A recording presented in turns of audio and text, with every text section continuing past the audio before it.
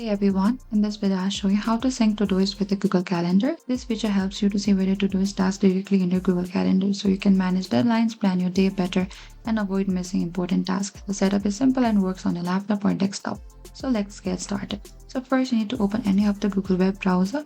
You prefer Safari, Edge, or the Firefox. And after that, in the top there's this search bar. Type down todoist.com and enter it.